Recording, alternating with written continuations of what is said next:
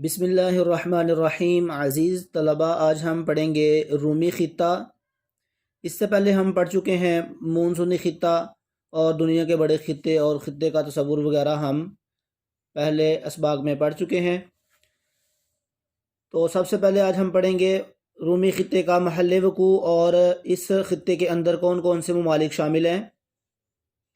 یہ خطہ خط استوا کے دونوں جانب 30 ڈگری سے 45 ڈگری شمالی جنوبی عرض بلد کے درمیان بر اعظموں کے مغربی کناروں پر معتدل خطے میں واقع ہے۔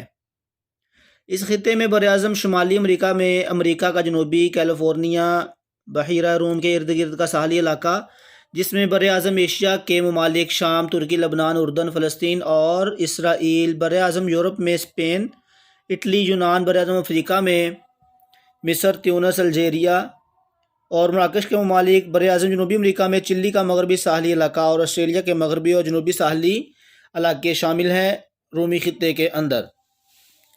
اب ہم پڑھیں گے رومی خطے کی آب و ہوا کیسی ہے۔ معتدل خطے میں واقع ہونے اور سمندر سے قربت کی وجہ سے، سمندر کے قریب ہونے کی وجہ سے اس خطے میں موسم گرما کا اوسط درجہ حرارت 20 ڈگری سینٹی گریڈ رہتا ہے، 20 ڈگری سینٹی گریڈ سے زیادہ اور 10 ڈگری سینٹی گریڈ سے کم رہتا ہے۔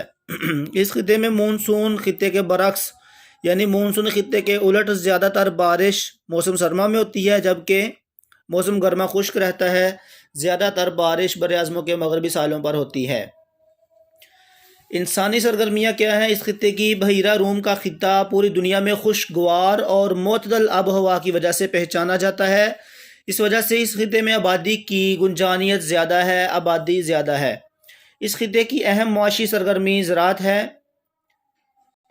یہاں پہ مختصر سوال بنائیں گے، رومی خطے کی اہم معاشی سرگرمی کیا ہے؟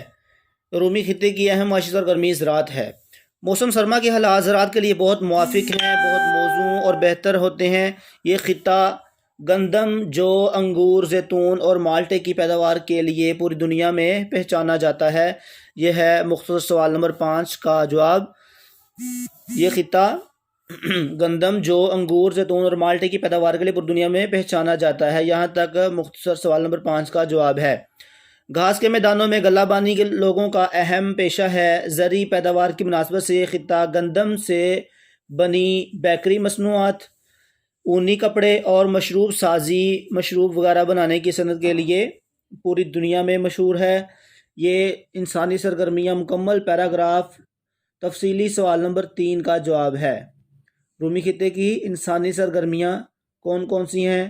تو اس سوال کا جواب ہے انسانی سرگرمیاں کا جو ہے نیچے مکمل پیراگراف، یہ تفصیلی سوال نمبر 3 کا جواب ہے۔ عزیز طلبہ، مختصر سوالات کو اپنی نیٹ کاپی پر لکھیں اور مکمل سبق یاد کریں۔ السلام علیکم۔